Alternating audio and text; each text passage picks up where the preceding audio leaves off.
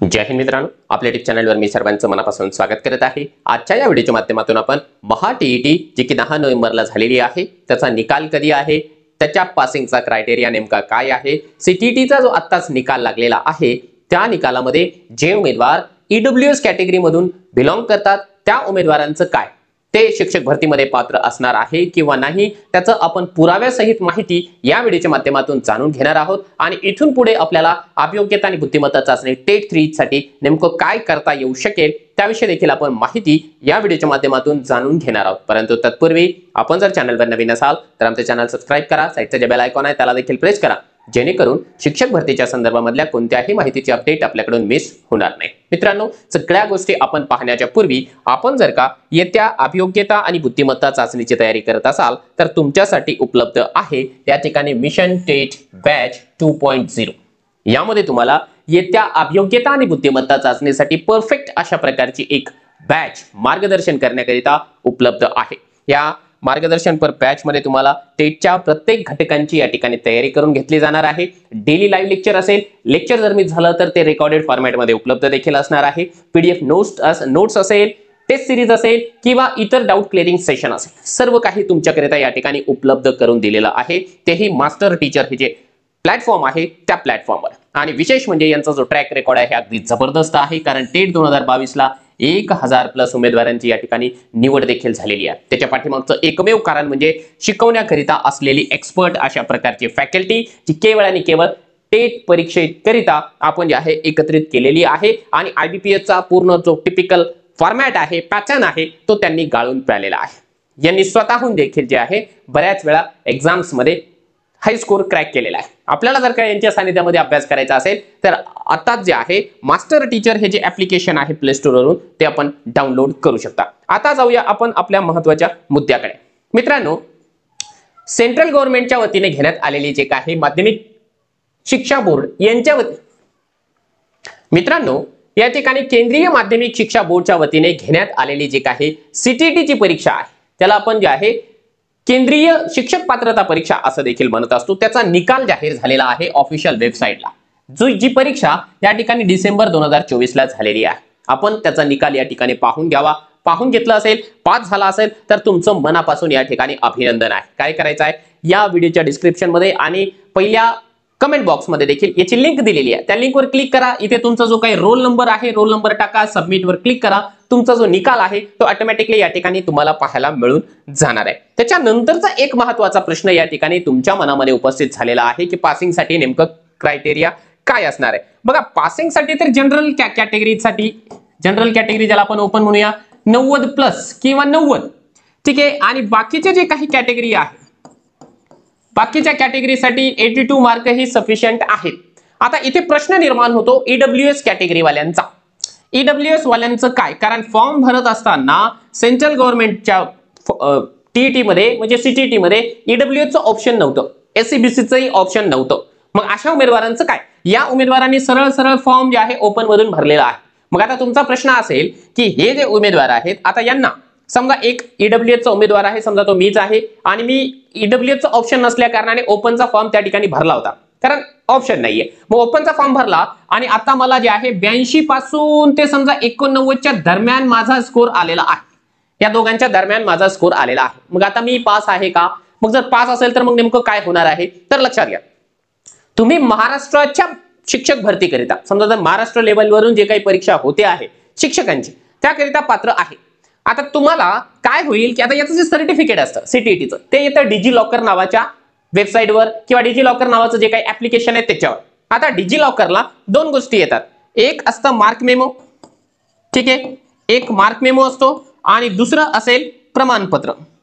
तर जे उमेदवार या ठिकाणी पास झालेले आहेत त्यांचं मार्क मेमो आणि प्रमाणपत्र दोन्ही येतात, परंतु जे उमेदवार समजा या ठिकाणी ईडब्ल्यूएस चे आहे त्यांचा फक्त मार्क मेमो येईल डिजी लॉकरला, त्यांचं सर्टिफिकेट येणार नाही। कारण सेंट्रल गव्हर्नमेंटच्या अँगलला हे उमेदवार पास नाही, परंतु महाराष्ट्र शासनाच्या अँगलला हे उमेदवार पास आहे। मग यांनी काय करायचं, फक्त मार्क मेमो आपल्याकडे ठेवायचं आणि तेच या ठिकाणी टेट परीक्षेसाठी वापरायचं। तुम्ही म्हणाल सर याच्यासाठी एव्हिडन्सेस आहे का, काही पुरावे आहे का, जेणेकरून आम्ही डॉक्युमेंट व्हेरिफिकेशन मधून बाद होणार नाही, तर बिलकुल पुरावे तुमच्याकरिता उपलब्ध आहेत। लक्षात घ्या, याच्या पूर्वी जी काही परीक्षा झाली, ठीक आहे, टेट परीक्षा 2022 ची झालेली आहे। टेट परीक्षेच्या 22च्या परीक्षेमध्ये देखील हा प्रश्न उपस्थित झाला होता आणि या माध्यमातून जे आहे बरेच उमेदवार सेम पॅटर्न या ठिकाणी जॉईन देखील झालेले आहे, कारण महाराष्ट्र शासनाने त्याला होकार दिलेला आहे। बघा हे एक पत्र तुम्हाला दाखवतो आहे, महाराष्ट्र शासनाच्या शालेय शिक्षण आणि क्रीडा विभागाचं आहे, 9 जून 2023 हे पत्र या ठिकाणी लिहिण्यात आलेलं आहे कुणाला, तर बघा या ठिकाणी तुम्हाला दिसत असेल आयुक्त शिक्षण, आयुक्त महाराष्ट्र राज्य परीक्षा परिषद,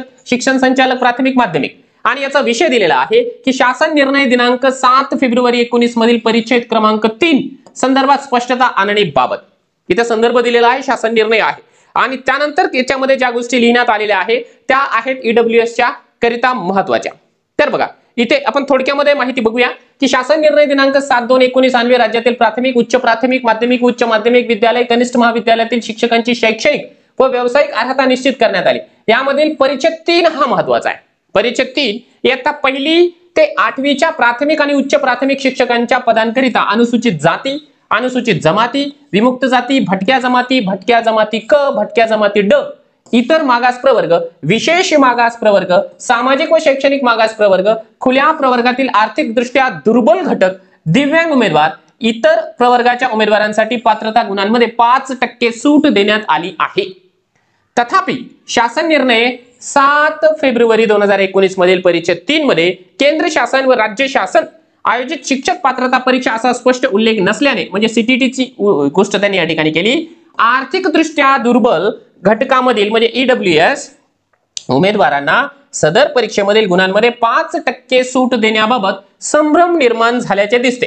त्यामुळे त्या संदर्भात विविध संघटनांनी व लोकप्रतिनिधींनी निवेदने प्राप्त होत आहे। त्या अनुषंगाने आपणास कळवण्यात येते की शिक्षक पात्रता परीक्षा म्हणजेच सीटीटी ही राज्य शासन आयोजित अथवा केंद्र शासन किंवा राज्य शासन यांनी प्राधिकृत केलेल्या अभिकरणाद्वारे आयोजित शिक्षक पात्रता परीक्षा असे स्पष्ट व्याख्या व पात्रता गुणांमधील सूट हे सगळं वाचावंच लागेल आपल्याला, कारण काही गोष्टी स्पष्ट होण्याकरिता याबाबतची तरतूद महाराष्ट्र खासगी शाळांमधील कर्मचारी सेवेच्या शर्ती नियमावली 1981 मध्ये नमूद आहे। तसेच संदर्भ क्रमांक 1 येथील शासन क्रमांक 7/2/19 मध्ये देखील याप्रमाणे शिक्षक पात्रता परीक्षेची व्याख्या करण्यात आलेली आहे। यास्तव आता स्पष्ट करण्यात येत आहे बघा की सदर शासन निर्णयामधील परिच्छेद 3 येथील पात्रता गुणांच्या टक्केवारी देण्यात आलेली सूट ही केंद्र शासन व राज्य शासनाद्वारे अथवा त्यांनी प्राधिकृत केलेल्या अभिकरणाद्वारे आयोजित शिक्षक पात्रता परीक्षेकरिता लागू आहे। हा जो पुरावा आहे जो की कक्ष अधिकारी या ठिकाणी काळे साहेबांच्या स्वाक्षरीशी निर्गमित झालेला आहे, याच्या माध्यमातून आपण ईडब्ल्यूएस मधून जरी पास झाला असाल तरी टेट परीक्षेच्या नंतर जे काही पवित्र पोर्टलचं रजिस्ट्रेशन असतं त्या ठिकाणी याचा वापर तुम्ही करू शकता। आता तुम्हाला जर का हे पत्र हवं असेल, हे ऑफिशियल पत्र आहे, हे पत्र जर आपल्याला हवं असेल तर आपण आपल्या टेलिग्रामच्या चॅनलला दिलेलं आहे। टेलिग्राम चॅनलची लिंक या व्हिडिओच्या डिस्क्रिप्शन बॉक्स मध्ये देण्यात आलेली आहे।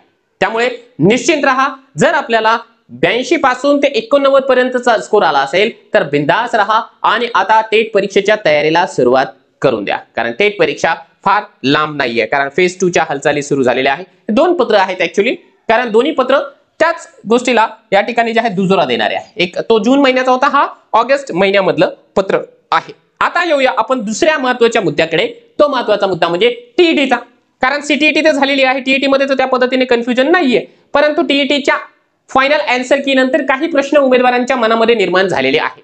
बघा टीईटीचा जो पेपर 1 ची फायनल आन्सर की आहे त्यामध्ये एक गोष्ट सांगण्यात आलेला आहे की एक प्रश्न या ठिकाणी रद्द झालेला आहे। त्यामुळे जे उमेदवार ओपन कॅटेगरीशी बिलॉंग करतात पेपर 1 मध्ये, ठीक आहे, टीईटीचा 10 नोव्हेंबरला झालेला पेपर, त्यांना जे आहे ओपन वाल्यांना 89 मार्क जरी मिळाले तरी देखील ते उमेदवार या ठिकाणी पास असतील, आणि जे उमेदवार कॅटेगरीमध्ये आहेत सगळ्या प्रकारची कॅटेगरीज त्या उमेदवारांना किमान जे आहे 82 मार्क घ्यावेच लागेल। जे उमेदवार 81 मार्क वाले आहेत ते 81 मार्क वाले उमेदवार या ठिकाणी पास नसणार आहे पेपर 1 मध्ये। पेपर 2 ची जर आपण गोष्ट केली तर पेपर 2 मध्ये देखील सेम तीच गोष्ट झालेली आहे, एक प्रश्न या ठिकाणी रद्द झालेला आहे, एक प्रश्न। मग एक प्रश्न रद्द झाला म्हणून ओपन वाल्यांना 89 आणि कॅटेगरी वाल्यांना या ठिकाणी जे आहे 82 मार्क घ्यावे लागेल, जरी तो सामाजिक शास्त्राचा उमेदवार असेल किंवा जे आहे गणित विज्ञानाचा असेल। याही ठिकाणी एक एक प्रश्न रद्द झाला, म्हणजे पेपर 1 ला 1 रद्द झाला, पेपर 2 सोशल सायन्सला 1, पेपर 2 या ठिकाणी मॅथ सायन्सला 1, म्हणजे एक एक प्रश्न प्रत्येक पेपर मध्ये रद्द झालेला आहे। त्याच्यामुळे रद्द झालेल्याचे मार्क मिळत नाही, म्हणून ओपन वाल्यांना 89 आणि कॅटेगरी वाल्यांना 82 मार्क घ्यावेच लागतील. ठीक आहे. आता याचा निकाल कधी लागणार आहे, तर अपेक्षा आपल्याला आहे की जेव्हा फायनल आन्सर की येते, फायनल आन्सर की आल्याच्या 1 महिन्याच्या नंतर याचा निकाल लागून जाईल आणि निकाल लागल्यानंतर काहीच दिवसांमध्ये याचं जे सर्टिफिकेट आहे ते देखील आपल्याला पाहायला मिळणार आहे. फार जास्त कालावधी त्याकरिता लागणार नाही, कारण मागच्या वेळेस त्याचा निकाल लागल्यानंतर सर्टिफिकेट थोडंसं त्यांनी लवकर दिलं होतं.